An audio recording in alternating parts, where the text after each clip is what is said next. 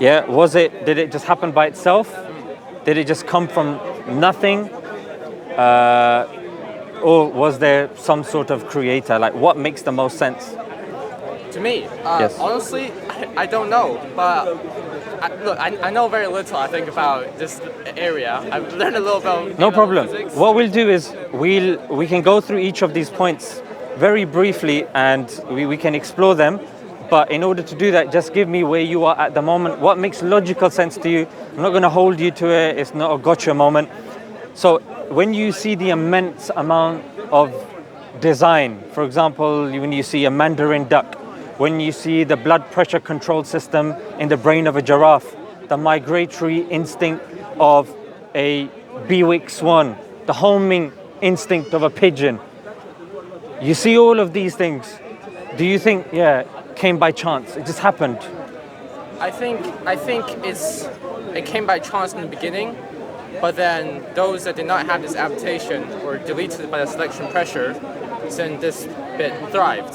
Which is Right. Evolution, yes? Okay, so bear in mind, evolution starts with the first organism. Yes. It doesn't answer what came before the organism. For evolution to be considered, there has to already be organisms present. So evolution doesn't explain how it all began. Yes. Yeah, evolution is one of the explanations of how what we see around us came to be diverse. Yeah, that's why we need the Big Bang. And that's the best explanation so far that we have, that first there was nothing, then there was something. Okay. What caused the Big Bang? Now, you're alluding to the fact that it's chance, yeah? That it just happened by chance. Consider this one point. Are you aware of logical fallacies? I think so, to some extent. Yeah. Brief extent. But So logical fallacies very simply means flaws in logic. If a person makes an argument and it is logically inconsistent. So there's one type of fallacy called, it skipped my head. Let me see if it comes back to me. It'll come back to me. But that fallacy is when you take something that is abstract and you give it concrete. It's called the fallacy of reification. You can see why it slipped out of my head, because it's so easy to remember. Reification. When something is abstract and you give it concrete properties, to such a degree, it's as if you're saying, oh, the rolling of a dice created the universe. Yeah, chance itself is not creative. Chance is descriptive. That's all it is. Chance doesn't create things. We can use it to describe phenomena, but to say that chance created this is to assign a consciousness to chance, which I don't think scientists do, and that's why this falls in a fallacy. By saying, oh no, chance did this. For example, you've got the first self-replicating DNA that then creates, and then you're saying, oh, certain things were deleted, and then certain things were not deleted. There seems to be a conscious effort being made to create some form of design. Because even atheists admit that there is design. So if something is random, if, for example, an explosion happens, no explorers go, yay, an explosion happened. I'm going to go and find some new species there. Of course not. Chaos begets chaos. Yeah, so if there's an explosion and if there's random mutation and that sort of stuff happening, human beings call random mutations cancer. Random mutations in the body are cancerous. They don't create productive things. They need to be isolated, they need to be chopped out, they need to be removed and extracted. So that's why chance doesn't make sense, to say chance created it. Because it's like Mother Nature. What's Mother Nature? It doesn't exist. It's like an abstract term to just make it sound nice. The other thing is by saying the universe created itself. That's like a mother giving birth to herself. It doesn't make sense, you see. So if a mother can't give birth to herself, if chance, things don't just pop in and out of existence, and chance doesn't create things, has no consciousness, then chance can't be held responsible.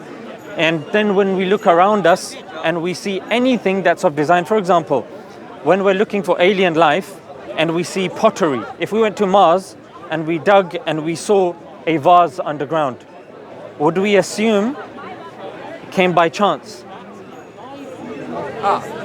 I see your point in that one. But then, But what would be the conclusion there? I would not, and here's why. Because on Earth, when I see pottery, I've seen people make pottery.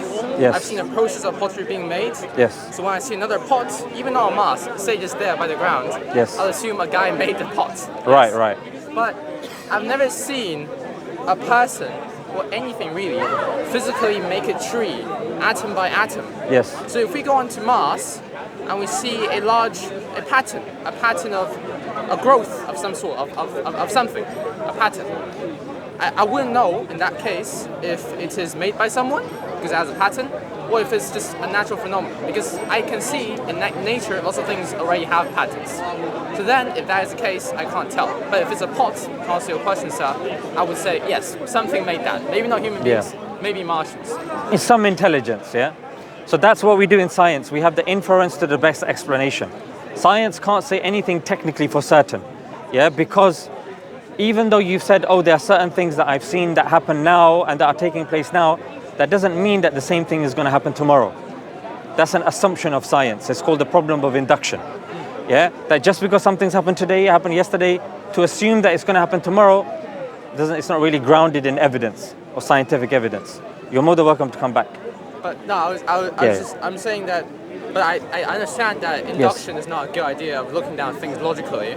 But I think that sometimes we have to rely upon induction either way. I could be wrong here, I don't know. Because I feel like without induction, I question so many things.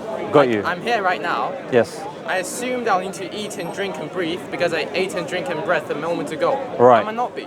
I assume I'm a sane individual and I'm thinking. I might not be. Who knows? Yes. But I think induction's kind of necessary. It's flawed, but we kind of need it. Yes. So you're saying it's axiomatic. Yes. But that's what I'm saying. But that doesn't explain and justify induction or our use of induction. We say it's axiomatic for us to survive and do science. However, if we take that out of the equation, what's to say that if today science says something, the same is going to happen tomorrow without falling to circular reasoning? You can't. You can't, yes. Yeah, so you have to take it on face value and say, okay, we accept that we can't necessarily explain this phenomena, but we need it. The same is that I'm saying for design as well.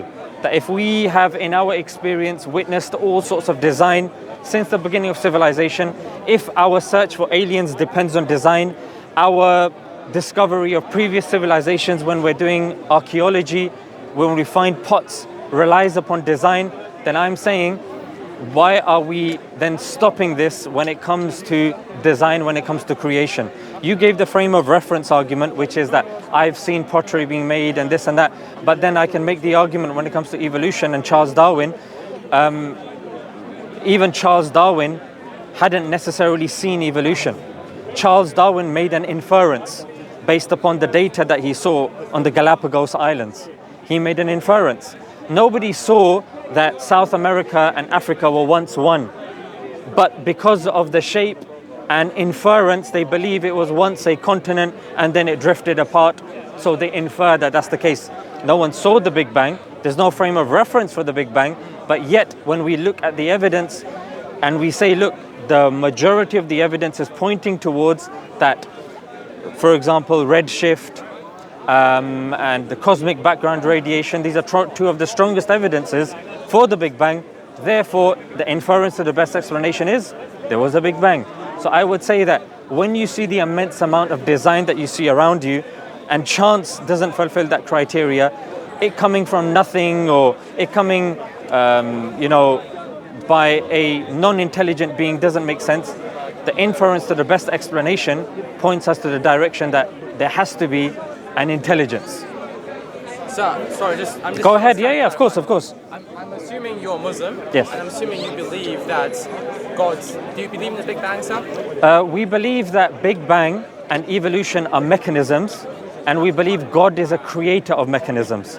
So the two don't contradict each other. Okay. I got that from him, actually. Right, good. But yes, so you also believe in the Big Bang, yes?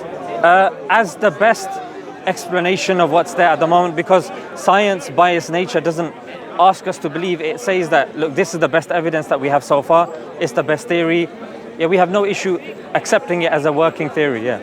Well, here's I've also actually thought about this. What I think is, for example, say the Big Bang happened at some point. If it happened or not, it doesn't really affect my life right now. Suppose the Big Bang didn't happen and the Earth and the solar system just appeared randomly one day. It doesn't really affect my life per se, that if it happened or not. So if a person asks me if I believe in the Big Bang, I'm like, yeah, I've seen the evidence. Yeah. I'm like, I believe in it. But if it's wrong, if it's right, it doesn't really affect my life. Yeah. But the thing with Islam is, I think if I were to accept Islam, yes, there's a lot more influence upon my life. Yes. For example, my parents, they don't believe. Now I think that'll be a very tough conversation, especially because they're Chinese. Right. That's one bit. Yeah. I need to pray. I need to fast in Ramadan. I tried that myself. It's quite hard actually. So there's lots of costs to that. So in my opinion, now I could be wrong here, if this theory doesn't really affect my life, it's a lot more easier for me to accept it. It requires a lot less evidence because it doesn't really matter if I accept it or not. Yeah. So, but if a theory like Islam or most religions require a lot more sacrifice, Yes. I would think it would need more evidence, in Yes. my opinion, for me to accept it. That's fine. So, talking about the problem of inferring, you can say that I believe in the Big Bang in the same way, in the same inference. We didn't really see the Big Bang happen. Yes. We simply saw these other evidence. I can believe in that because it has less cost. Yes. Or you can say I actually believe in that less solidly. But in Islam, there's a much more higher cost. But you're conflating two things here, because when you're talking about the Big Bang is non-theological, and it doesn't ask or beg for your belief. True. When it comes to science, they present the evidence. And if the evidence is overwhelming and it's accepted and peer-reviewed, then it's accepted. If not, then it's rejected. So I'm saying when you look at the same criteria that science employs, which is you look at the evidence, you look at the opposing evidence, and then you say which is the inference to the best explanation, and then if you have a scientific mind, I'm saying apply that same methodology to come up with the best of the options. Now, the thing with Islam is that what I gave you was a logical argument. Islam doesn't just pitch its tent on that. I agree with you, there needs to be more evidence. But in order to discuss more evidence, we have to pitch our tent, even if it means, like, you know, when you go to the optician, and sometimes both images look very similar, but he asks A or B. Both of us know because we have glasses. You never know, yes. Because this is prescription as well. So we have to pick A or B. I say, now they both look the same, but he says, oh no, pick one. So I'm saying is that when we pitch our tent, we can scaffold the argument, and then we can see the immense amount of evidences. In fact, I would argue that Islam, compared to the other religions, gives more convincing and easy to understand and numerous evidences than the other faiths, head and shoulders above the rest. And I'll be able to hopefully prove that evidence that in this discussion. I'm glad to talk about that later. Yeah. So see. initially speaking, what I'm saying is that when it comes to Big Bang, we have a certain criteria. Let's look at the evidences, and then, okay, this has 7 evidences, this has 5, this has 3, this is peer-reviewed, that's not, this is. So the inference to the best explanation is that it's this. So if we accept that, you know what, evidentially there was a beginning, because then to accept or to believe that things were there ad infinitum, then we have to leave science and we have to go to philosophy. Yeah? And philosophically, I would ask you the question, is there such thing as an infinite regress? Now, in real life, there's no such thing as infinity. Yeah? And infinity, by definition, is something that goes on forever. You can't add to infinity by definition. If you can, then that thing ceases to be infinity, isn't it? Yes. So the fact that we're moving, the fact that time is increasing, it shows that infinity is being added to. Therefore, this notion that there is infinity is fallacious. It doesn't necessarily make sense. Yeah? Philosophically as well, you've got philosophers that have said that if we are contingent beings, dependent beings, we depend on something, that depends on something, that depends on something, there's 2 options now. Either it goes on for infinity, which I've already told you is not logically coherent, or there has to be an end to that chain. Logically, rationally, philosophically, that philosophically they call the necessary existence. Yeah? And then you had philosophers like Aristotle and, you know, these Ibn Sina, Ghazali, and Thomas Aquinas, they didn't have an issue with this. Yeah, because the opposing argument would be, no, it's infinity. It's been there forever. What's the evidence? Oh, we don't have any evidence. So you're pitching your tent on a black hole. There's no evidence there whatsoever. So if we live our life based on evidence, all the evidences are pointing towards there has to be an end to that chain. And then now the question is, what is that necessary existence? Is it logically the Hindu concept of God, Christian concept of God, a Muslim concept of God? But first we do have to pin down the fact that how did it all begin? Yeah? Did it begin through a process that's infinite and that's logically incoherent, through a contradiction?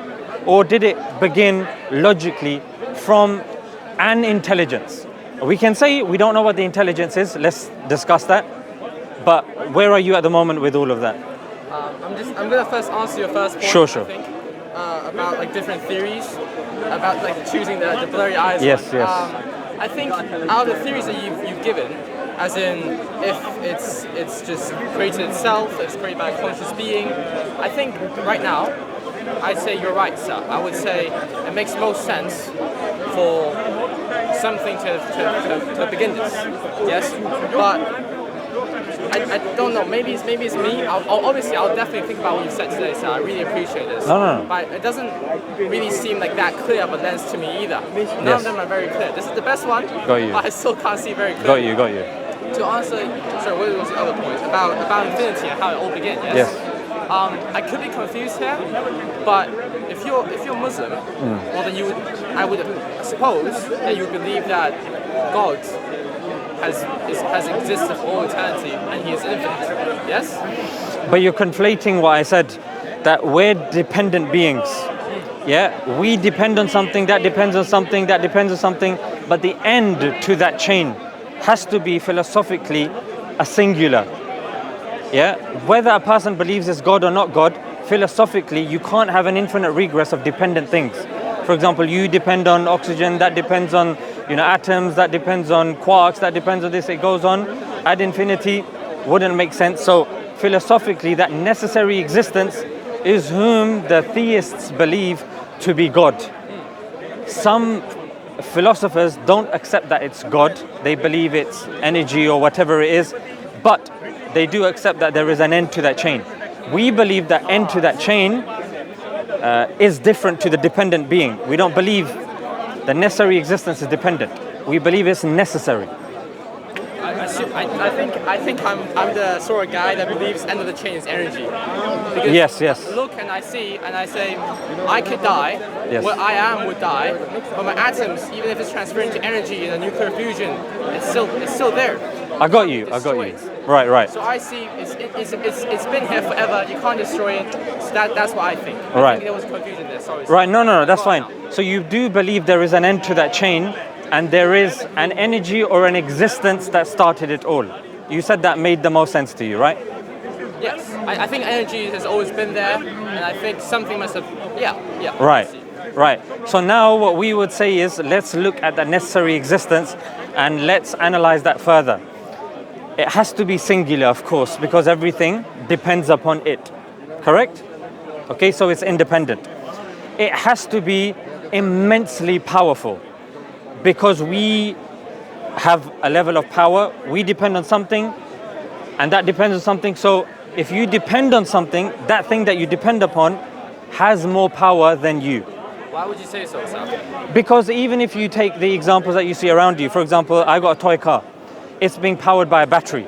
That battery has more power than the car because the car depends on that energy source. The car can't have more power and energy than the battery source, otherwise it's contradictory. Like, why is it getting the energy source from the battery? Do you see? My mother gave birth to me. Yes. But I'm stronger and taller than her now. Not stronger. Here we're talking about energy. When you were a small, let's just say an embryo, yeah, your embryo was receiving all of that energy, and you were actually connected parasitically to your mother, and you were absorbing that. So when you were conceived, you relied on that 9-month period solely, completely and utterly upon your mother. I would even argue for about 4 years afterwards as well to communicate. So you were very much dependent. Yes, indeed, you grew later, but that's another part, philosophically, a different argument. But to say that, you had more energy at that crucial time than your mother doesn't make sense. Yeah. Yeah, and even, for example, a car, you're putting petrol in it. That petrol, of course, has more potential than the car. Yeah, the car is dependent upon the petrol. So this is the nature of power. So if everything depends on this necessary existence, then surely the necessary existence has to be immeasurably powerful. Make sense? Yes. Okay. Got that bit. Thank you. Good, fine. And also, the third thing I would say is that necessary existence has to have will. Because will, by definition, I'll give you an analogy. If a person is sitting down, a painter, and he's deciding what to paint, the moment he decides what to paint is when that shows that there is a will, isn't it? The fact that he is starting something, that explains or that justifies the fact that he has or it has will. So if we were created or we formed at one moment and not another, that indicates a choice was made. Number one, a choice for us to form in the first place, and number two, a time for us to exist as well. So, does that make sense to you? I'll admit I'm a bit lost in the last bit. If say that tree fell there and fell on a squirrel and the squirrel died, I don't see a conscious choice being made there. The tree was old, it fell, it was rotten inside, it fell on the squirrel. Yeah, the squirrel died. but there's a false analogy there. I'm not saying that the tree has will. Here with the necessary being, I'm saying the necessary being has will. I'll give you another analogy. If, for example, there are loads of colors here, yeah, you got blues and whites, and you've got circles, squares, triangles, and if you see a structure that's blue, white, there is a conscious decision that's been made of blue. Blue has been selected, white has been selected, the shape has been selected. When you have so many options, it's like, think of it like a computer keyboard. Yeah, when you see the word cat, a conscious effort was made to press C, then A, then T.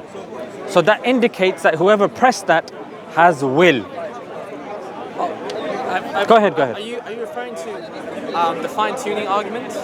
Not necessarily, no. Oh, okay. Because I've heard about that, and I think it's kind of a little there's a resemblance there. What I think is, if I see a person write cat, yes, on a keyboard, I would think a person wrote that because. Yeah. A will, or someone has a will, because Yes. at that moment when the guy typed C, he could have also typed E, he could have typed F, he could have closed his computer. Yes. But in our world, we haven't seen an alternative where that could happen.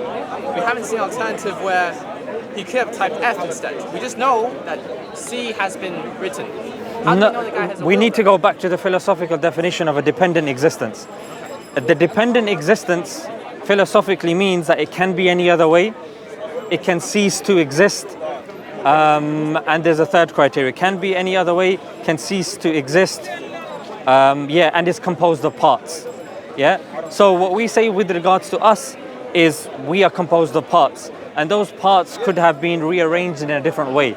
When you look at Earth and so many dependent existences, they could have been assembled in a different way. The fact that you have different options of assembly and only one form of assembly was selected indicates logically that there was a will in place, especially when we're also talking about objective design as well.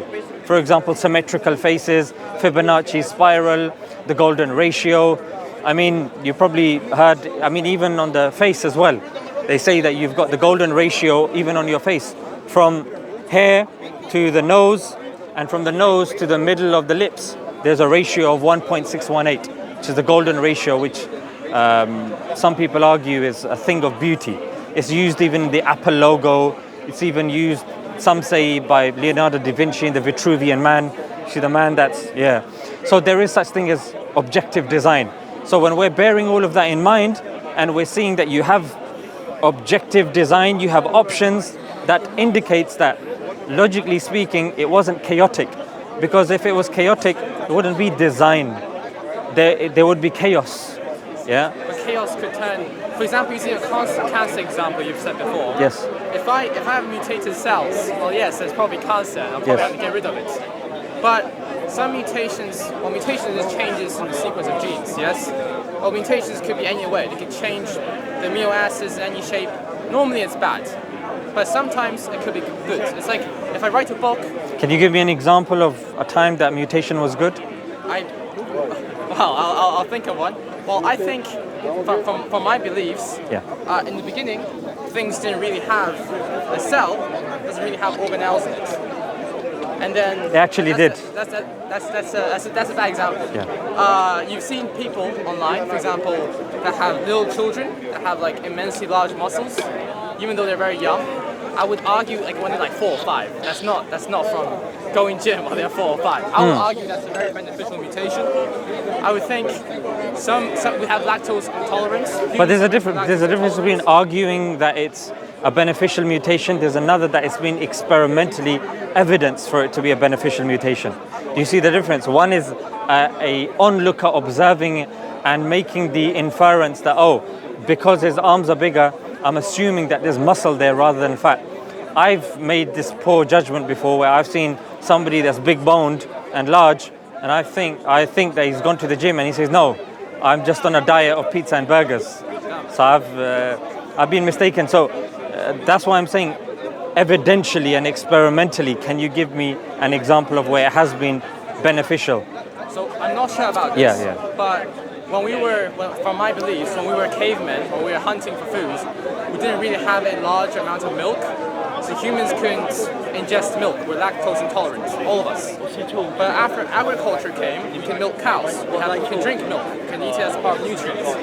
So some of us developed the mutation of being able to drink milk. And those ones, obviously, they'll be able to have more nutrients. You can drink milk, I can't drink milk. There's a famine, have no potatoes, no other food, you don't have milk, you live, I die. You go on to make more babies, more people have milk. And babies who drink milk. And after a time, there's more people who can more lactose intolerant. And I think, at least all the ages I know, they can all drink milk. Yeah, I mean, that's the natural selection argument, isn't it? But that is predicated on the fact that you have that genetic information to begin with. For example, a human being that wants to get to the top of the tree, I mean, we've always tried to get to the top of the tree and we've developed climbing techniques, but we don't get long necks, which people attribute to, say, the giraffe. You know what I mean?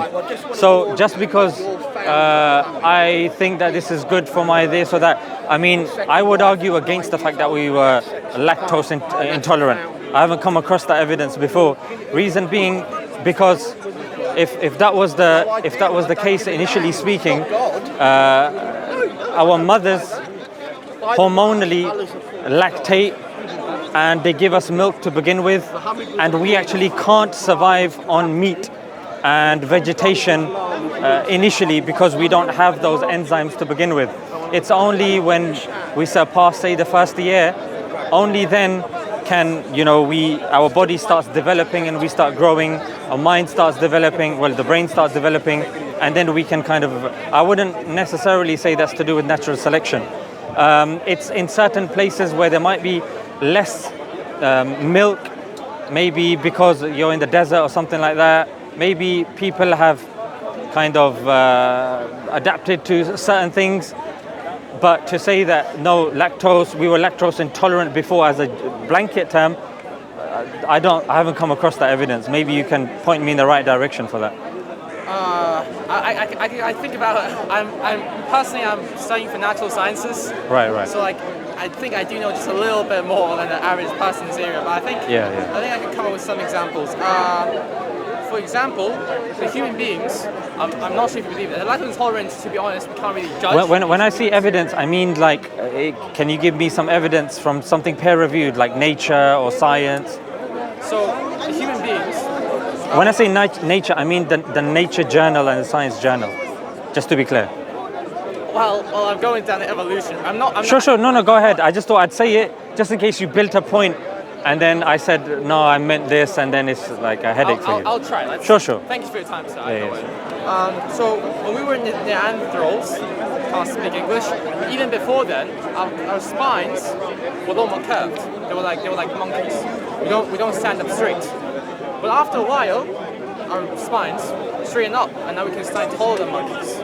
And the reason behind that is from what I've learned through Wikipedia, is when standing among tall grass, we can stand up straight, we can see prey, we can see predator, it's a better odds of survival. Is that not? And you can see through fossils of dead human beings that the bone structure have changed throughout the years from like this to straighting up. Yeah, Shoulders. that again relies on inference. That's called homology. Yeah, that just because there are certain patterns or there are certain fossils that we found, we don't make the claim that we found all the fossils. And then we order them based upon carbon dating. We assume that process is correct, and we assume based upon the tree of life form of evolution, because there's other forms of evolution like Neo-Lamarckian evolution and many others. If we assume the Darwinian evolution, then we're saying, and we're trying to kind of superimpose it here by saying, look, this happened. So again, what we're doing is we're giving chance agency. This is the point that I wanted to get back to. That, okay, because this is good for our existence, who cares? It's chance.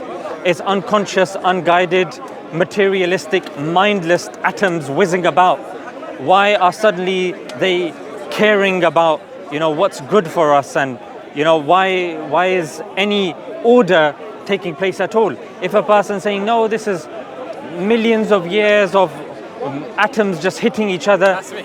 Yeah, That's me. but then I would say, my friend, that how can you even trust your brain? Because if your brain is unconscious, unguided, mindless, materialistic atoms, why are we taking our brain seriously? We don't know, sir. We don't know. Do you see? But it's the same as induction. We have to take it seriously even though we don't know. If we don't, we go insane. I have to take it seriously as a cop-out.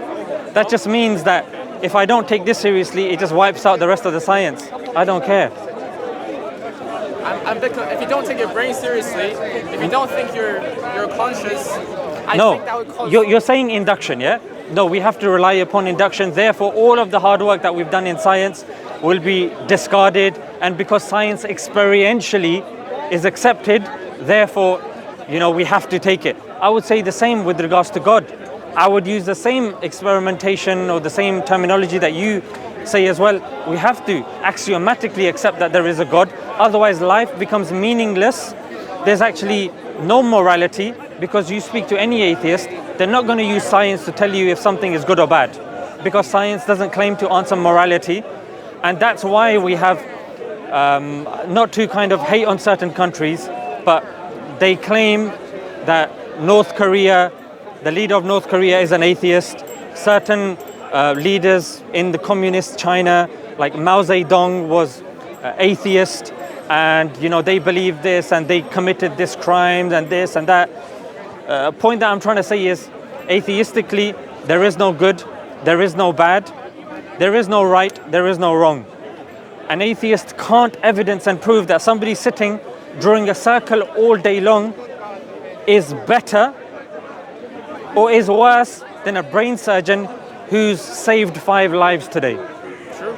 You can't. And because of that, I would argue that life becomes chaotic, and we need objective morality, number one. Number two, even if we look at peer-reviewed evidence, like Justin Barrett of Oxford University, he did a study looking at 20 countries and looking at 40 studies over 3 years, and he concluded that humans are predisposed to believing in a God. I think I agree with that to some extent. Yeah, and Olivera Petrovich also said that children as young as 7 believe in God. Yeah, so this is something that's innate within us. Sorry, that's a wasp. So it's innate within us. So whether we look at morality, whether we look at even innate biology, because innate biology comes from obviously science. Yeah, and then we look at, for example, scripture. What would be your criteria for you to accept that a scripture is from God? My criteria. Your criteria. That's a very good question, sir. You can take as long as you need. I'm not going to rush you. Thank you. I don't really know, and I would like to explain why, if you're willing to hear. Because when I began to start talking with him, who gave me lots of information, I would think, well, a good scripture it could present supernatural evidence that cannot be, at least from my perspective, seen from human beings. That sort of thing. So like supernatural things like prophecies, or like say the Quran. There's been no one has yet wrote another line or chapter similar to the Quran. Yes, that's what I would think. But then I realized that other religions, other scriptures argue to have similar properties or other seemingly supernatural properties, and they contradict each other. Christians say Jesus is the Son of God, Muslims don't. So from my perspective, logically, one of them has to be right. But believers of both claim that both have those properties. And I look on the web, and I'm like, they are kind of right. They have to have a reason behind what they say before they say something. Let me just pause you there, yeah? So I don't really have a... That's fine. There's two things here. One is a criteria, subjective criteria that you have of books. That's separate to the fact that you're jumping the gun and assuming that criteria is gonna... Actually, you didn't, kind of. You said that the criteria that you'd thought of, you assumed that the other religions claimed that as well. Let's break that down slightly, yeah? One of the criteria is the Quran's challenge that you posited, your friend probably told you, is produce another verse like it.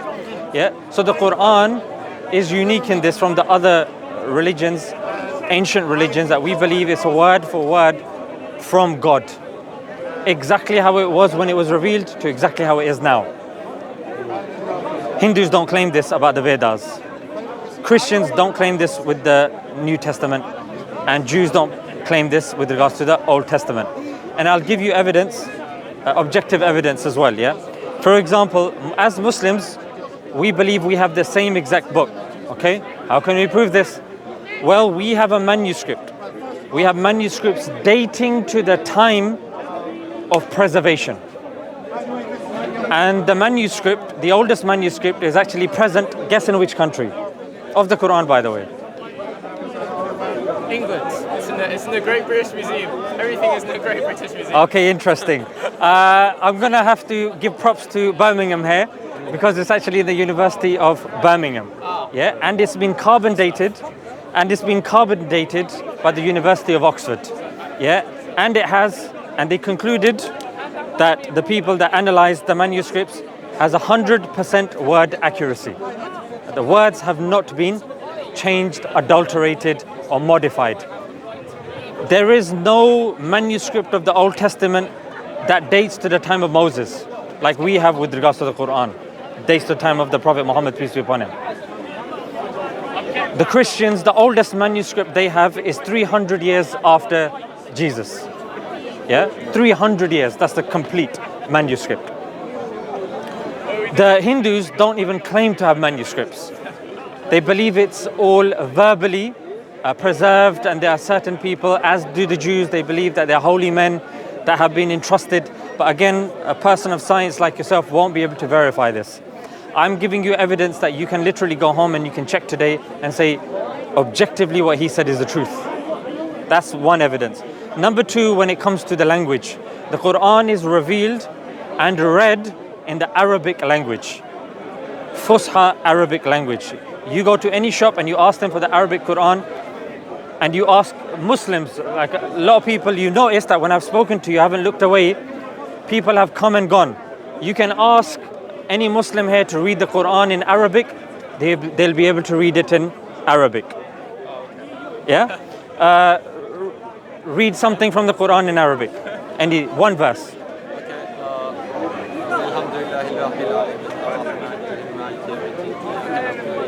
Okay, he's given 6, 7 now, yeah? He's reading. You can also say no, I can't. Okay, good. I try reciting a surah that day. Okay. Don't really. Okay, fantastic. So here's the thing. Arabic, if you look objectively, if you look objectively, the Arabic language it fluctuates between 4th and 5th most spoken language on the planet. It's a live language. Yeah? So you can access the religious scripture without any hesitation, without going out of your way. Okay, let's look at the Hindu scriptures. They're written in Sanskrit. I'm sorry, but Sanskrit, it's not a live language. Jesus spoke Aramaic. can a Christian come here and read the Bible in Aramaic? They would argue, hey, that Muslim's deceiving you. The Bible's written in Greek. Hang on a minute. Jesus spoke Aramaic. Why is the Bible written in Greek? That's a question you can ask them. But let's look at the language of Jesus, Aramaic. UNESCO says Aramaic is an endangered language. So a person today can't access the teachings of Jesus. In fact, how can you even verify the other teachings of Jesus without the involvement of Paul, who came afterwards, yeah, conveniently. So as did the gospel authors. 2 out of the 4 gospel authors, even the Christians will admit, came after Jesus and wrote they believe, I think, This is Pete, Luke, they believe Bartholomew. No, they believe John was there, and they also possibly believe Matthew. Matthew. Yeah, the other 2, it fluctuates. Yeah. So Aramaic is an endangered language. Sanskrit is not a language that's accessible. Old Testament is written in Hebrew. In fact, Jews they're not a missionary religion. You can't technically become a Jew through and through. Your mother has to be Jewish, right? Yeah, so it's more an ethnic thing. So the question is, if this comes from God, why can't, if I've been misled or if I am not guided, why can't I, become a Jew? Which again is something you can ask them as well. And again, Hebrew is not something that's spoken generally. Yeah, the Quran is in Arabic. We read it in Arabic. We memorize in Arabic. In fact, we have kids as young as 6 that have memorized the Quran. I've had 4, honestly. Yeah, as young as 6, and it was in Palestine. That young girl. Hopefully, she's still alive, given what's going on over there. That's probably yeah. impressive, by the way. Yeah. So. That's with regards to the accessibility of the language. And even when it comes to scriptures, you find me one Jewish person that has memorized the Old Testament from beginning to end. Or even generally, it's not within their culture to do so. They'll argue, once upon a time we did. Well, once upon a time there was a princess and she looked very nice and she went to a castle, but that doesn't mean it's true. Yeah, a lot of things happen once upon a time. So what now? Yeah, like you want to know evidence now. Arabic, live language, memorizing the Quran. I can make a mistake now in the Quran. Your friend, whom I've never met, will be able to correct me. But if I don't, shall I put it to the test? Oh, don't do that. Yeah? I know. Okay, let's do it. I'm going to put it to the test. He said no. He's saying no. Yeah? But I'm going to do it anyway. But he's still going to succeed. I don't think I am. Okay. I'm very doubtful. قُلْ هُوَ اللَّهُ أَمَدْ. Okay, well, that's correct. What's the mistake? Huh? Ahad. What do you say? Ahad. No, قُلْ هُوَ اللَّهُ أَمَدْ. That's wrong. No, Ahmad, yeah, the last word. Ahmad. You see, it's like the only thing missing are the pitchforks. do you see? This is how Muslims are when it comes to preservation of our traditions. It's not a joke. Because as you can see, moral-wise, there's already madness going on. If religion is difficult and inaccessible, then it seems that God is compounding the problem. Religion has to be something which is easy, comprehensible, and something which is not difficult. Now let's come to the theology. Okay? A little girl, you present an idol to her. A 3-year-old, you put an idol. So this is your God, clean God. And then she becomes excited, she runs, she slips, she drops. And then she starts crying because God is in pieces. That little child logically can say, I couldn't look after God. How does this make any sense? That a child, a 4-year-old child, that's probably soiled herself when she dropped, thinking that she's stronger than God. How is that helpful? It's not. Then you've got the Christian theology, which you've got a child and you say, look, you have the Father, the Son, and the Holy Spirit. They are 3, co-eternal, co-equal, fully God, but all 3 are 1. You speak to a child, 1 + 1 + 1 is 3. What if I tell you 1 + 1 + 1 is 1? They're telling me it's wrong. So look, It's something that a child should be able to understand. It's something that a crowd should be able to understand. It's something that has to be testable easily. You don't have to get specialist equipment to check it out and all this sort of stuff. Yeah? 1 + 1 + 1 is 3. If Jesus is God, what about when he came as human form? And he started going to the toilet and he started getting angry at the fig tree because it was not, you know what I mean? You know all this sort of stuff. Yeah. So like this doesn't make any sense. In fact, there's somebody called Napoleon, yeah, who used to be with Tupac, and he accepted Islam. And he said one of the reasons for him was, first page of the Bible says God created the earth and everything in 6 days. On the 7th day he took a rest. He did, didn't he? According to them. And then Napoleon goes, after I carried on reading, it didn't say that God had recovered. For all I know today, God could still be taking a rest. I'm making all these prayers to him and he's still recovering from that mammoth task of his. So we cut that off from the tree. God is the one, independent. He does not beget nor is he begotten, and there is none like him. Yeah, I can tell you this in Arabic. It's in chapter 112 of the Quran. قل هو الله أحد الله الصمد لم يلد ولم يولد ولم يكن له كفوا أحد. I can tell you the Arabic, I can tell you the translation, I can tell you the manuscripts, I can give you all of this information because, my friend, preservation is very important because somebody can come, interpolate, add things, take things out. And this is what they say about the Bible. You can take, in fact, you speak to a Protestant, they have 66 books in their Bible. Catholics have 73 books. Then you've got the Russian Orthodox that will have 79 books. Then you've got the Ethiopians that have 81 books. My question is, if it's from God, why are there so many different versions of your holy book? You speak to any sect of Muslims, they disagree on certain things, but the Quran, one. God, one. The pilgrimage site, one. Prayer 5 times a day. Charity is zakat done once a year. Fasting, Ramadan done once a year. None of the sects have any difference of opinion about this stuff. You speak to a Christian, they'll differ in books, they'll differ in how many gods there are. There's such thing as a Trinitarian and a Unitarian. There's no uniformity there. Yeah, you speak to a Muslim, whether they're angry with each other, beefing with each other, you ask them how many gods, they say one God. But I hate that guy. That's fine, you hate that guy, but there's still one God. How many books? I hate that guy, but there's only one book. Yeah, so there's uniformity. That's why when we compare different theologies, I'd say I would disagree with that, because in any metric that you present to me, Islam and the criteria of Islam is head and shoulders above the rest. In fact, me standing here in the park, I can tell you the lineage of the Prophet, peace be upon him.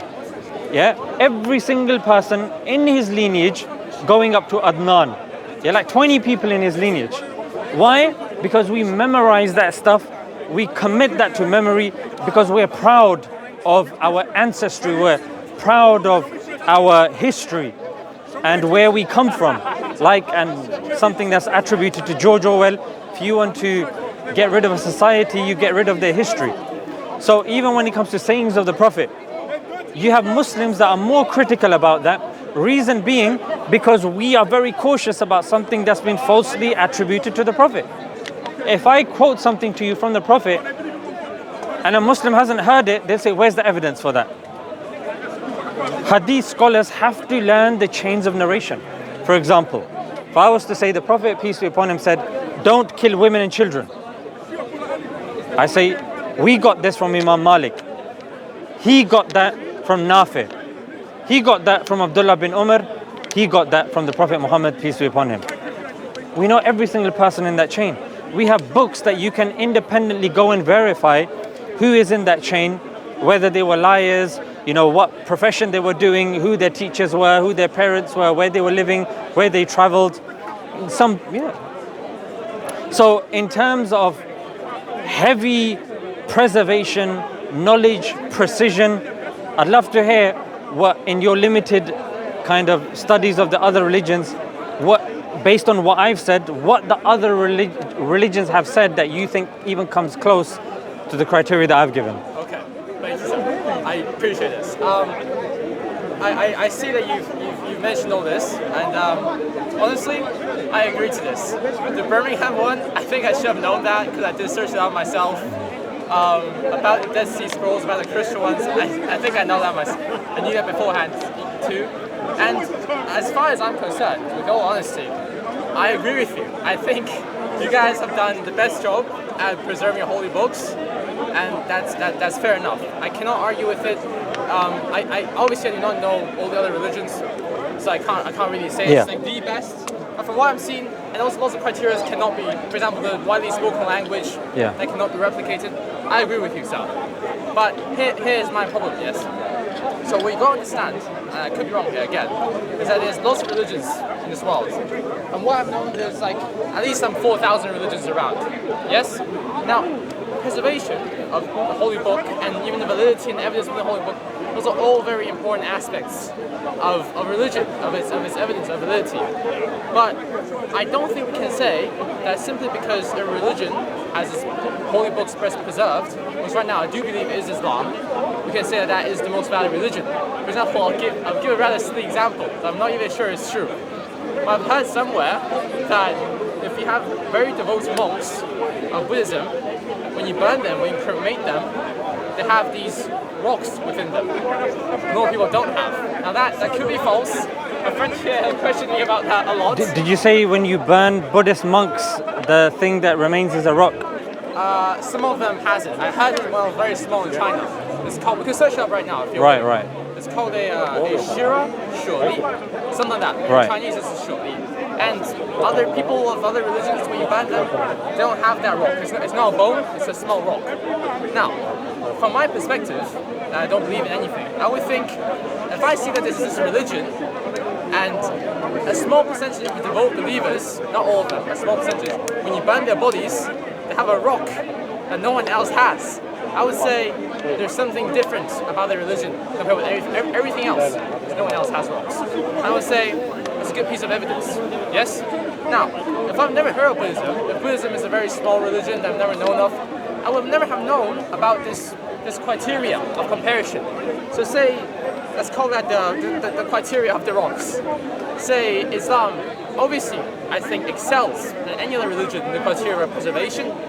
But in the criteria of the rocks, I would say the Buddhists win. If the rocks do exist, that is. All right. So if there's so many religions, how would I look through all the criteria? I could say you guys are best at preservation, but I don't know if that small religion in Africa might have a holy man right now that can perform miracles. I do not know. Yeah. So coming back, starting off with the Buddhist criteria that you gave, it's not just unique to the Buddhists. It's actually something that's referred to in the hadith as well, the sayings of the Prophet, peace be upon him. This is something that's present in not just every believer or disbeliever. And this is something corroborated by science. And the bone or the rock you're referring to is called the coccyx. Yeah, the coccyx bone. And that's something that does remain. So it's not something that's unique to the Buddhists. The reason why the Muslims haven't necessarily claimed this, because in our religion, you don't burn people. Yeah, you bury people.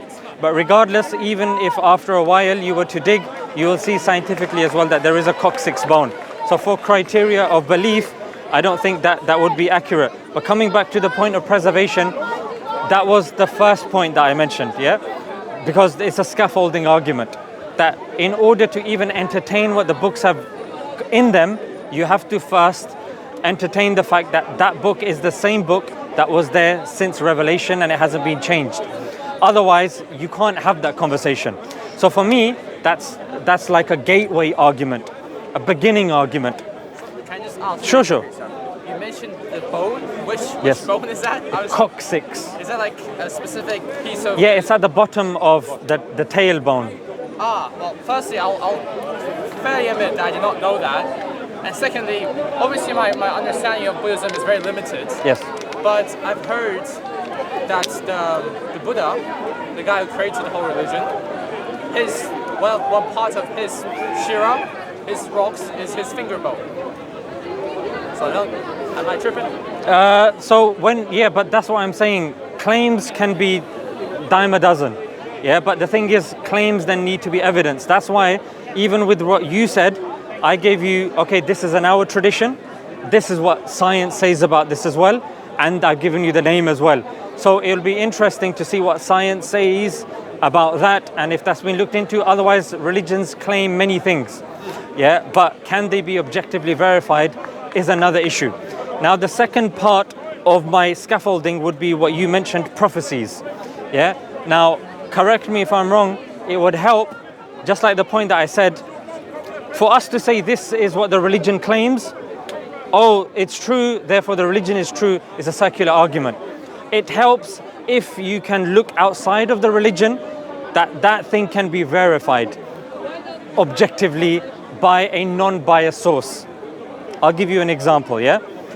The Quran talks about the war or the battle between the Romans and the Persians. Yeah. Now the Romans or the Byzantine Romans were losing badly. When I say badly, I mean they lost Jerusalem, Constantinople, Egypt.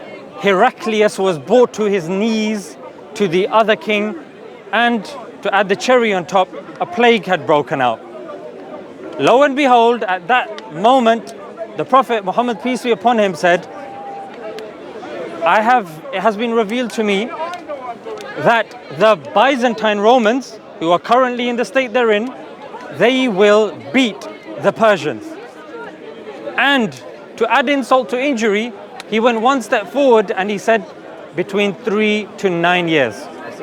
Now, when you look at prophecies, whether it's Nostradamus or the Mayans or even the I Ching, you will notice that giving a date, even when it comes to cold reading by these palm readers, they avoid specifics. Yes. Yeah, because that's the worst thing that you can do. General, like horoscopes. Yeah. So the Prophet is being very specific, between 3 to 9 years. And then it said that the Muslims will rejoice as well. So, okay, that's very nice. Now, Islamically, we say this is exactly what happened. Now, let's put the Muslims on ice for 1 second. You have a Christian individual called Theophanes. Theophanes has written a book called The Chronicles of Theophanes. It's a primary source evidence, the best source of historical evidence. He's a Christian. He verified exactly that they did indeed beat the Persians in that time frame. And the dates are there as well. In fact, this prophecy is so unique that even a historian like Susan Wise Bauer, even she said that the Byzantines were ill-equipped, they were lazy, and they were unprepared.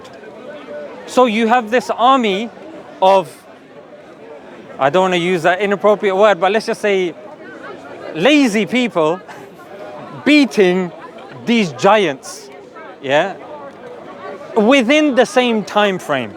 And then the ayah, the verse also said the Muslims will be rejoicing because the Muslims had a battle called the Battle of Badr, in which the ratio was 3 to 1.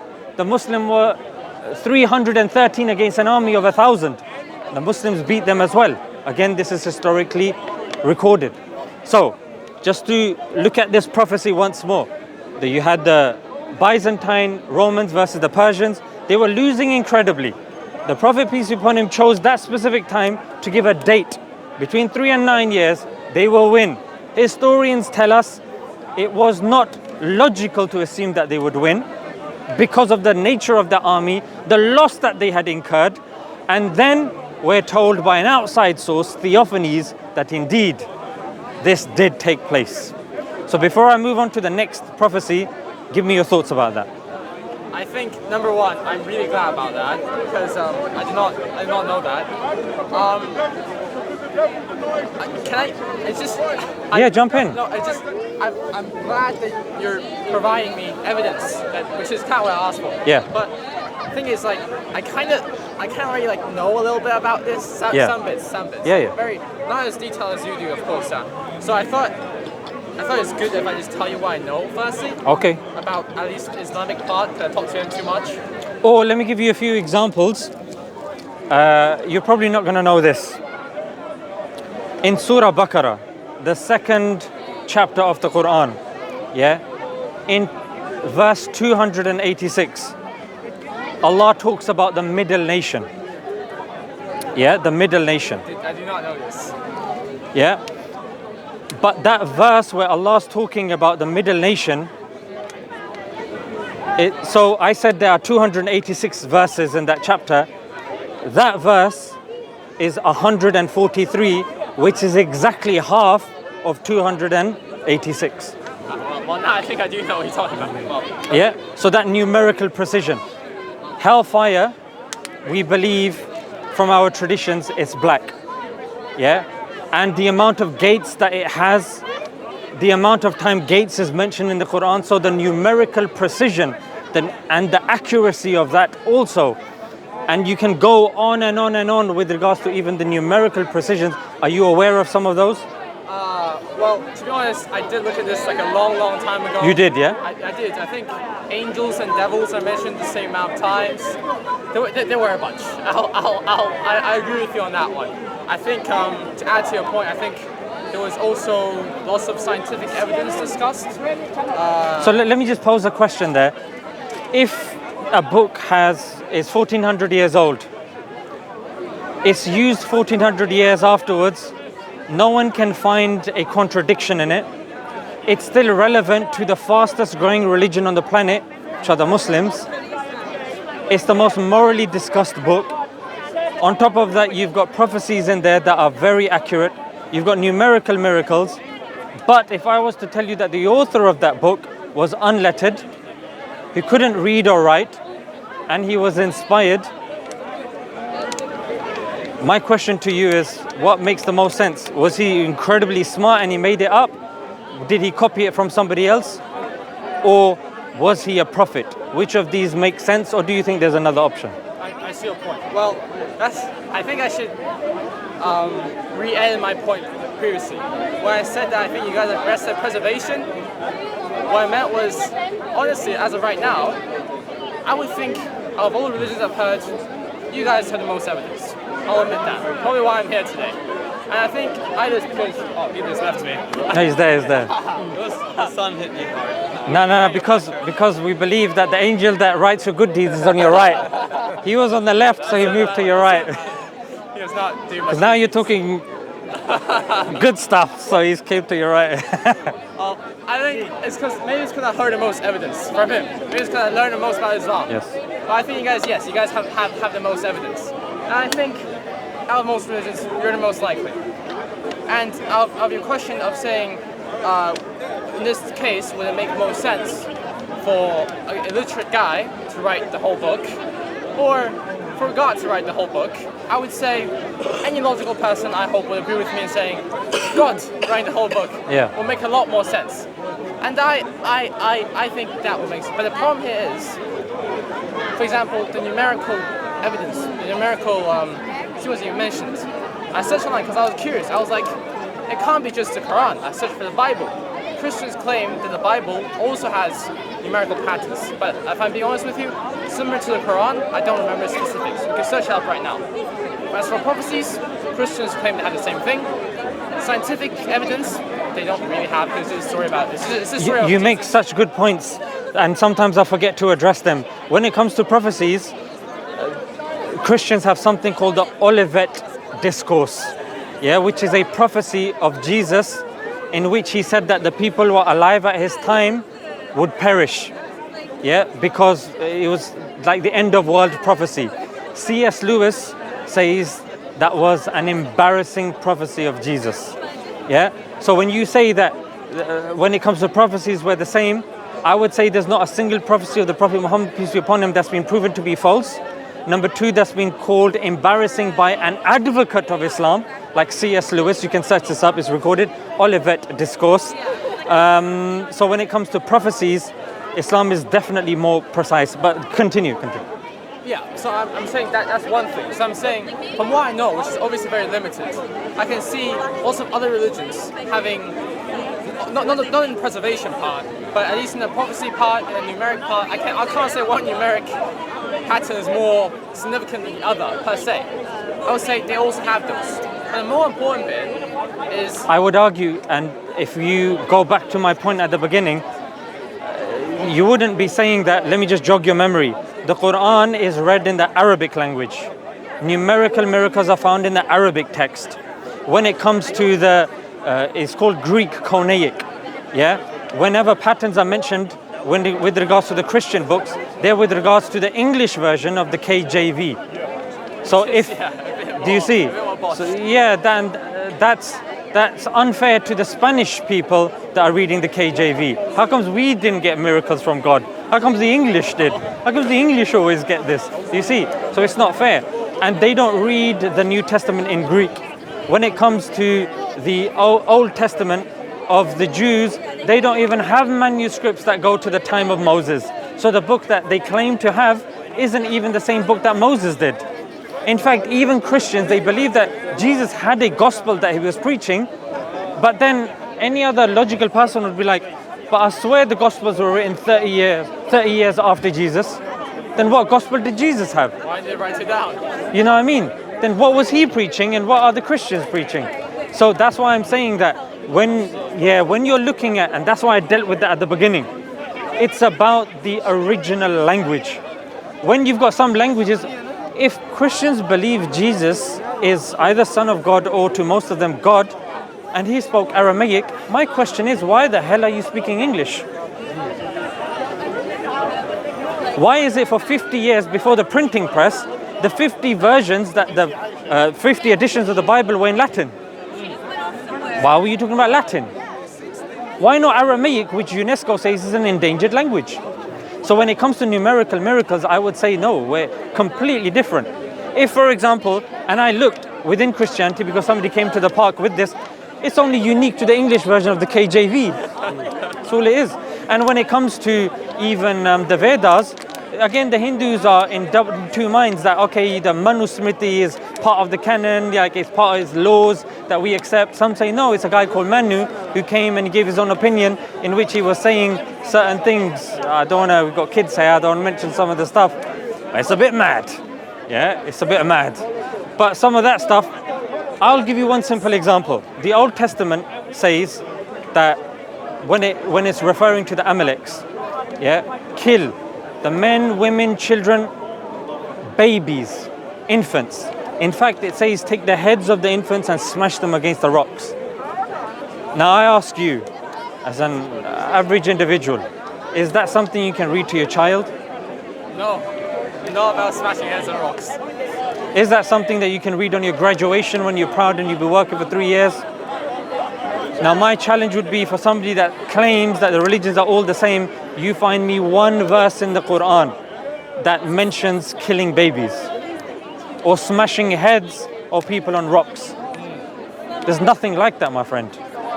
In fact, what you'll see of the Quran is you'll go to Harvard Law School and you'll see when it comes to the verse of equality and justice, that's the verse that they liked of the Quran and encapsulated it and wrote it on their building. It's there, you can Google this yourself. So when it comes to verses of the Quran, the fantastic stuff in it, stuff that is incomparable, I say, when it comes to the other holy books, which, my friend, they don't even access to the original language. They rely on translations. Ask, when you're walking out and about, you speak to some of these Christians, say, can you read this and can you read chapter 6 in Konaic Greek?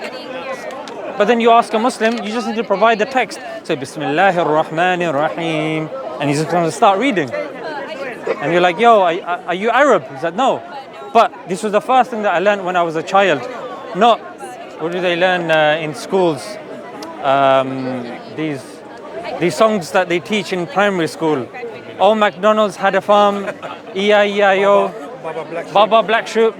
Baba Black Sheep, have you ever more? And Kumbaya, my lord. I remember even in my primary school. I had no clue what I was being taught, but I was there taking in the programming. But this is what I'm saying, my friend, that when you accept Islam, you become more morally in tune. Your life has a direction. Think about it. At the moment, maybe this could be right, maybe that could be right, maybe this book and that book. But when you know, just as an example, let's just say you have a dandruff issue. You're going to Superdrug or any other shop and you want to get a shampoo. There's like 40 shampoos there. Like, oh no, all of them are right. No, you're going there for a specific reason. Anti-dandruff, boom. Only this side is anti-dandruff. Organic, boom. Only this. Smelling of watermelon and lily and all that. I'm not a woman, mate. Boom, only this. Yeah, on top of that, I need something that's got a conditioner in there. Boom, only one option. Great success. This is mine. Yeah, so that's what I'm saying that we should do with the religion as well. Somebody comes and says, I'm a vegan. Okay, I had cow yesterday. Well, you're not a vegan then. Yeah, but I'm vegan / cow eater belief. Okay, good for you. Another guy comes, I'm vegan. All right, I don't eat meat at all. Okay, but I drink milk. So just because somebody comes and makes claims and people are, there's something called the Star Wars religion. But I mean, you know what I mean? It's actually a registered religion. It's registered. That doesn't mean we start, bowing down to the Jedi or, the Darth Vader flipping who can't even save himself. He relies on some plastic suit. How's he going to save us? You know what I mean? So what I'm saying is that in a world of plurality and social media, in order to get along with each other and to protect each other's sensibilities, people say, oh, it's okay. All religion believes this. No, they don't. All religions don't believe their book is preserved. They don't believe that they are accessing the exact language. They don't believe that all the prophecies in there are correct. They don't believe, for example, even when it comes to the challenges of the Quran, even when it comes to the Prophet Muhammad, peace be upon him.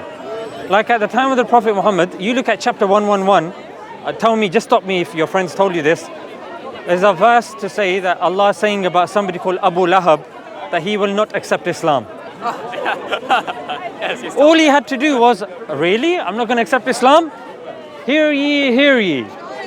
I accept Islam. Muslims would have been embarrassed. But the author of the Quran knew, no matter what, the thought would not enter his mind to accept Islam. Even he would not survive till the conquest of Makkah. Because the conquest of Makkah, most people accepted Islam anyway. He died before. He died. So what I'm saying is that even a small prophecy like this, you won't be able to find in the other books. In fact, you speak to a Hindu and you go, oh, who's God? He says, oh, no. It's not we are all God, And then 5 minutes later, he'll start telling you about Vishnu and Brahma and Shiva. So you're like, hang on a minute, who are these three individuals? Oh, they're the three Murti. Translate, Trinity. There you go. Yeah, so again, you've got three that are one. You've got one God beefing another God, one God asking the permission of another God, asking him to help him. Like the two gods go to Vishnu, who's lying on a crown of serpents, or whatever it is. And he's blue, by the way. And then he comes on earth, again as a blue individual, and falls in love with a girl, doesn't speak to her, takes color. It's a random girl, Sita. He comes in an avatar form, and he likes this girl because he's blue and he's a bit, shy. So he takes color and he randomly approaches her and starts rubbing color on her, which if he did today, he'd be locked in prison for sexual harassment. You know what I mean? So, and this is what happens in India during the festival of Holi, Holi. This is what they do. They go to random people, start throwing color on them, rubbing them. Japanese tourists, I don't know if you saw, it was in the news.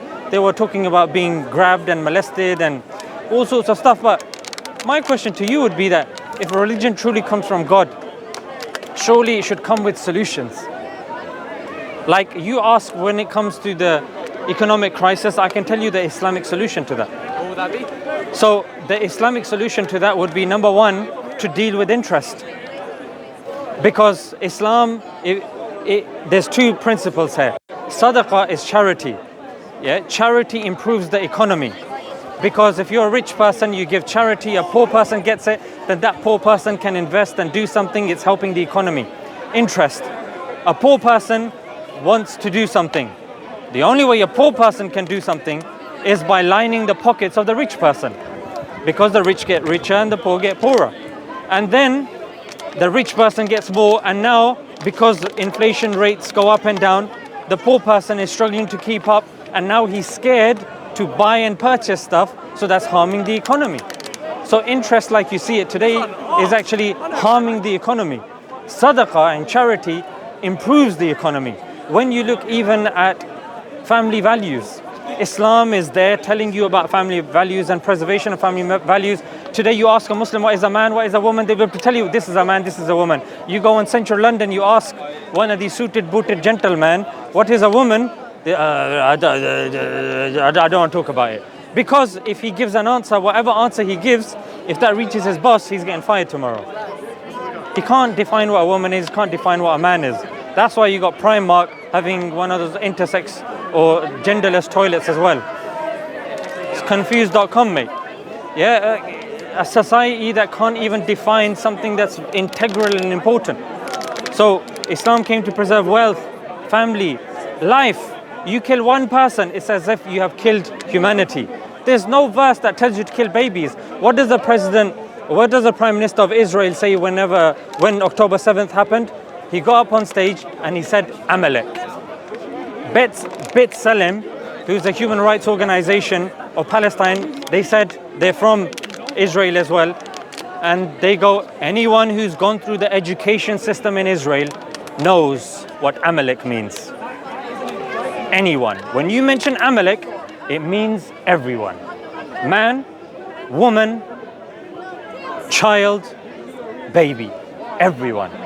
You and me, we didn't know. We just thought, no, he's just talking. But their own human rights organization saying the people in that country knew exactly what he meant. And that's exactly what happened. Because Norman Finkelstein, he mentioned a very scary statistic. He said if you look in the last 3 years, the amount of children that have been murdered compared to the amount of children that have been murdered 6 months in Palestine, it's actually 4 times the amount. 4 times. If you take the last 3 years and all the children that have been murdered, it's 4 times the amount that have been killed in the 6 months in Palestine. So my question to you would be that if something claims to be from God and you have people that claim to be the chosen people, then what's chosen about this? Yeah, what's chosen about doing this? Like, why can't you condemn this? Why don't we see scores of their rabbis coming out and condemning the acts of the IDF? Rather, if you ask for condemnation, you're going to be called an anti-Semite. But when it comes to ISIS and these groups, Muslims are the first to come out and say, you know what? They do not represent Islam. A small minority. In fact, the whole political aspect is clear. So look, I say this to you once again that no matter what angle you want to come at, Islam has the solutions for everything. If you were to accept Islam, Islam would, and the thing is, you can keep it to yourself. You can accept Islam. You don't have to tell your parents. I'll send to pray, no? Sorry? I'll send to pray.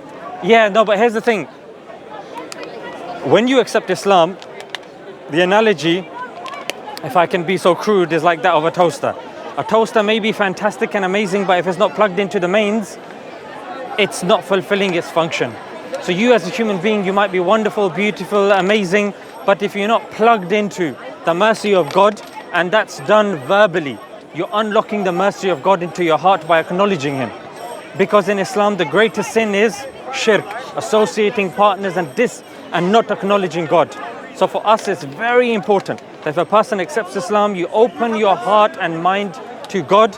That then makes you that toaster that's fulfilling its function. Yeah, and that's making you as an individual that is fulfilling their purpose. And you'll feel more, you'll see the world for what it really is.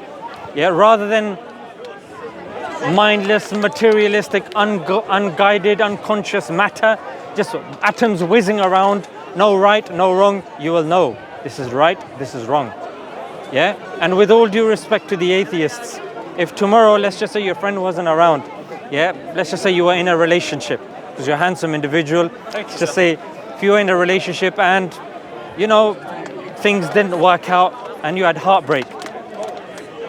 They say two of the things are incredibly painful. One is death of a loved one, and the other one is heartbreak.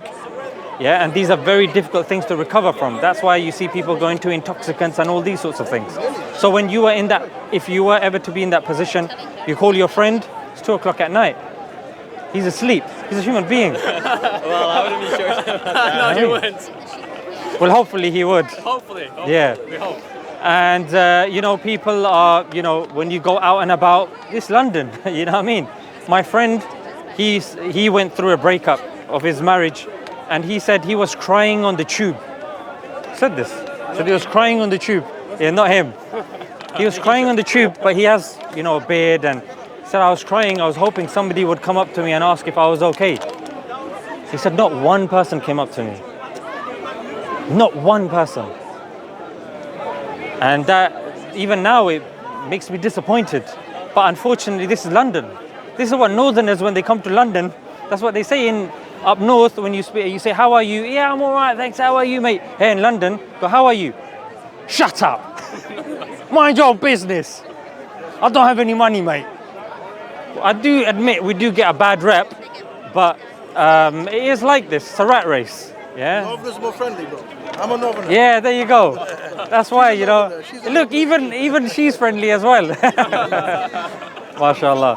So in that sense, what I'm saying is that in crunch times, when you're in that aeroplane going down, even the harshest of atheists will say, oh my God. Do you see what I'm saying? So it's all well and good academically saying, no, but what about this? And no, there could be infinity, and no, over billions of years, this could have been. We can talk about that academically, philosophically, rationally, ontologically, teleologically. We can do all of that. But let's on the level. Do you really believe that? Do you really believe that sort of stuff? No, you don't. You do believe that there is a creator out there, because you don't believe all of this can come from nothing or by itself. You believe that there is something out there. Yes, certain religious people would have annoyed you. You would have had a really bad experience with them. And yes, not all religious folks are good people. But that doesn't mean that the religion is bad. You know what I mean? And that's the reality. And that's what I would say to you, that Islam has so much to offer you, but the way for you to open that gate is to accept Islam. Otherwise, be intellectually honest and say, no, this is what I have a problem with. That's hash it out, mate. Because if you start bringing up statistics about even the survival predictability of you getting home safely today, yeah, I mean, you could get run over by a lorry, you can get run over by a coach, you can get the 17th mutation of the COVID virus, which ironically disappeared when Putin popped along, but maybe it's going to make a comeback now, and another mutation. Who knows what's going to happen? What I'm saying is, look, life is not a joke. When life becomes a joke, like the Buddhist that you mentioned, imagine burning a human being alive. He's dead, no? But you'd say, no, I would never. But when the person dies, the reason why they burn him or her is because they're like, he's dead now. Dead, it's a body, it's matter. But for us, we don't believe it to be like that. What we say is we bury the body. You let the nutrients and everything go into the soil. Even technically speaking, even when we cut nails and hair, the best practice is to bury it. Not to dash it in the bin, but we're living obviously in a very concrete jungle. That's why certain practices not everybody can do. Otherwise, it is very nature-based. Prayer is supposed to be on the ground. Yeah, where you put your head on the ground. Even scientifically, they say free radicals go into your body, you walk around barefoot, and all of this sort of stuff. So this is what Islam teaches. Yes, the concrete jungle is trying to take us in another direction, and leave it to them, they will. They'll turn you into a commodity and a battery.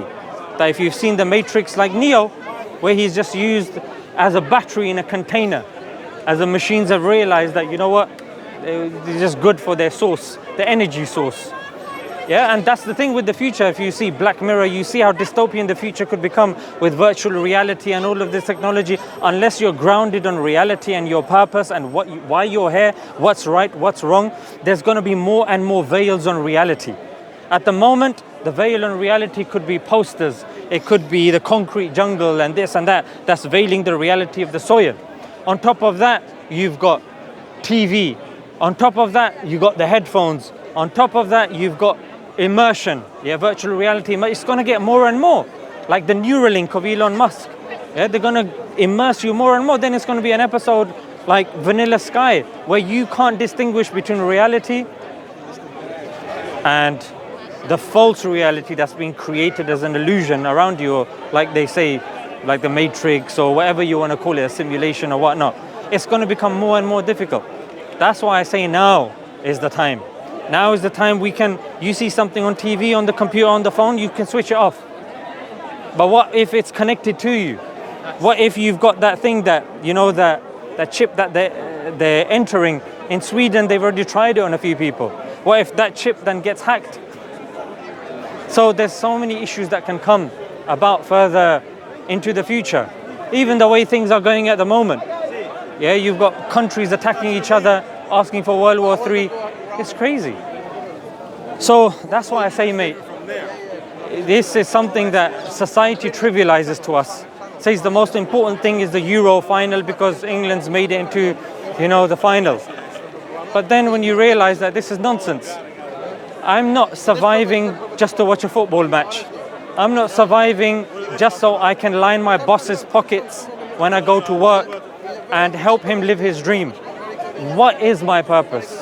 What am I doing here? And it's these questions that are very important. And once upon a time, like in Iraq, there was something called the House of Wisdom, where you had people of all faiths that would come and talk about that. You had Aristotle, Plato that would discuss stuff like this. Today, if somebody talks about that sort of stuff, say, yeah, he's a religious nutcase. But that's the problem. When a person believes that all of this did not come by chance, surely you should reflect on how did this come to being? What could logically be the answer? And how can I improve my life and make sure I'm living in the best way possible? The only way you can do that is by listening, and when you hear the correct logical answer, say, you know what, that's fair enough. Just like I would accept a theory in science, just like I would trust my bus driver to take me home, even though I don't even know his name, I'd trust a pilot who's driving a bloody jumbo jet hundreds and thousands of feet off the ground. Why can't I trust God, who's the operator of everything? You know what I mean? So that's why, mate, we come here every week. That's why your friend has got nothing really to gain from you. Just because you accept Islam doesn't mean his Bitcoin account is going to be plus 100,000. Sorry, man. Say sorry. You know what I mean? Like, there's nothing monetary. In fact, if there was any monetary gain, he would be sinful for that. In fact, the Quran's told him off. There's no compulsion in religion.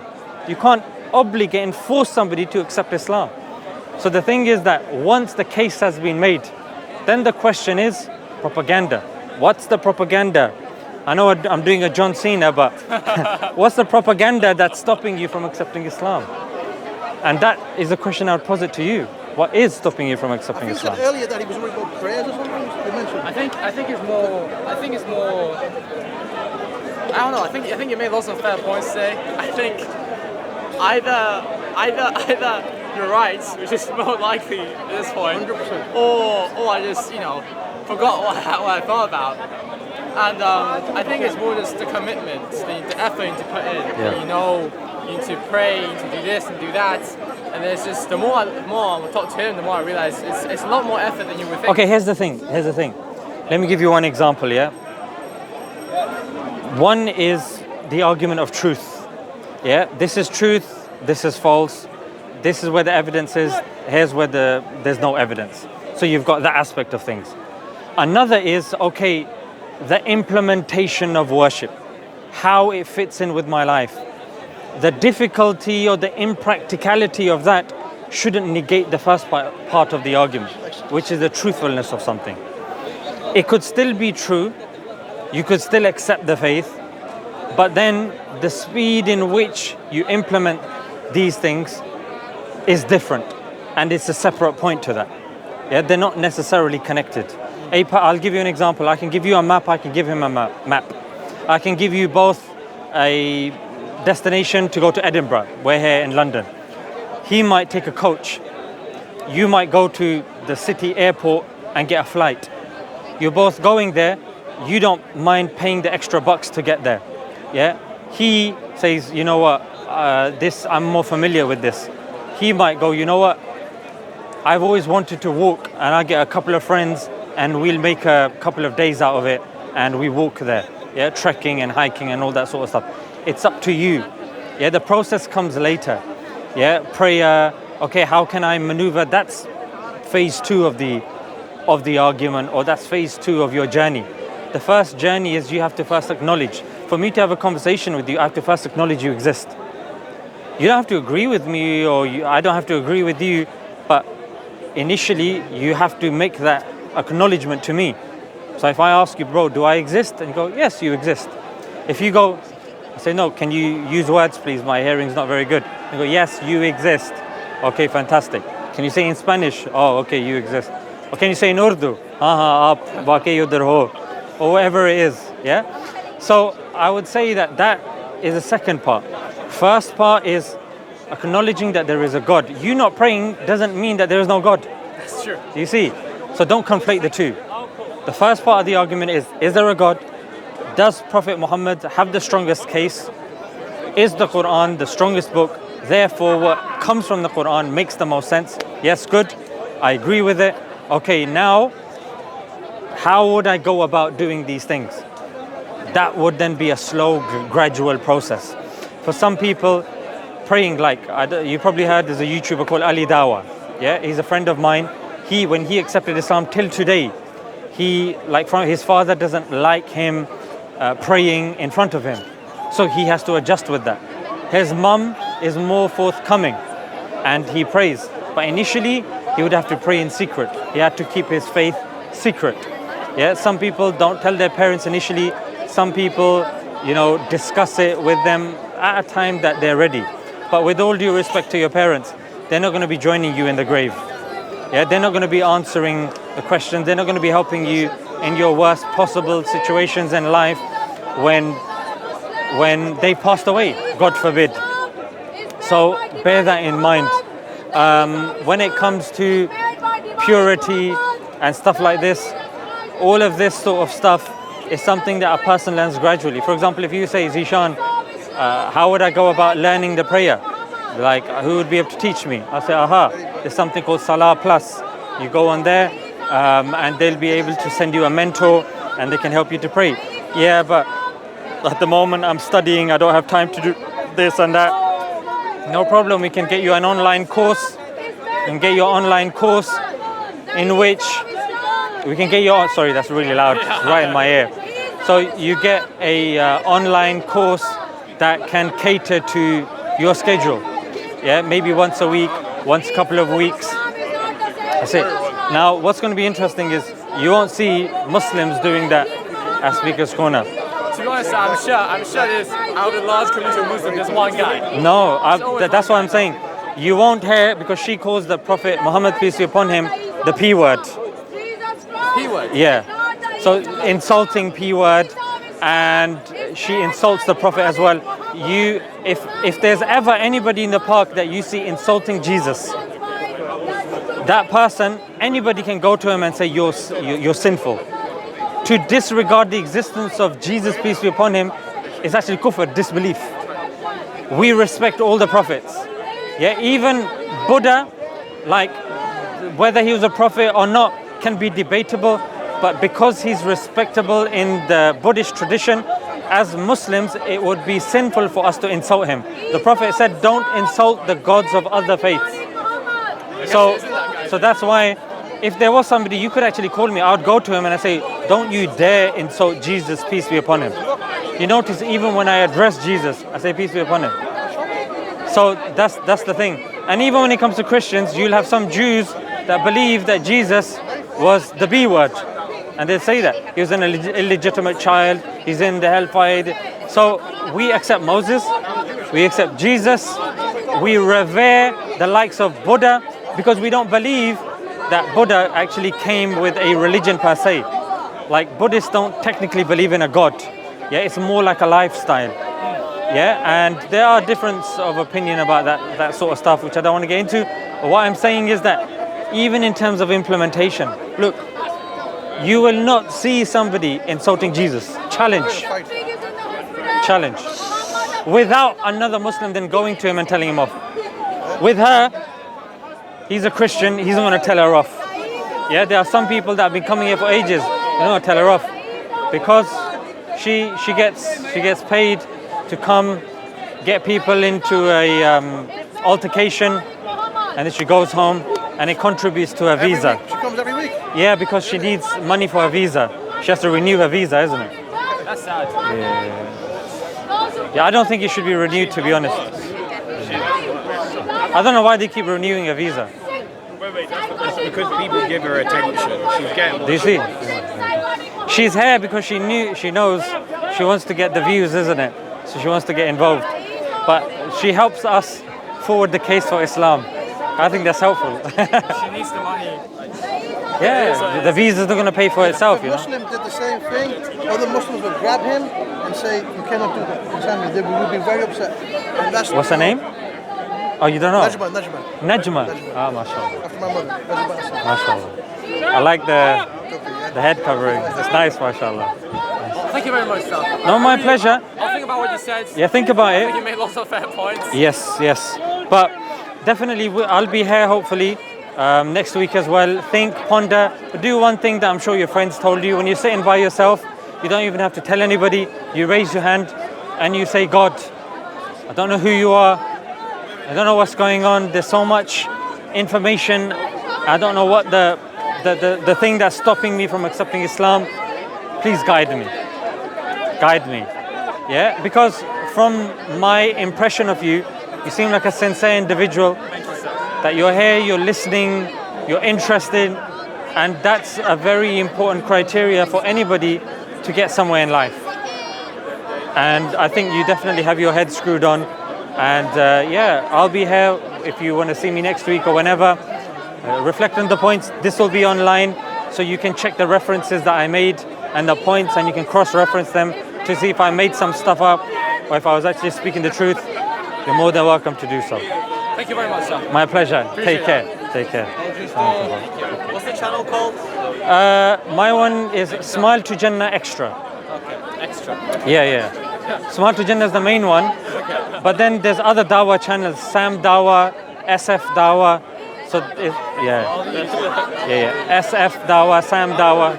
Thank you so much, sir. Thank you very Take much. care. 6 months. 6 months, brother, yeah. Whoa. I'm creating, forget the image, I'm creating an app, the Saladan app, and we're creating like a TV channel.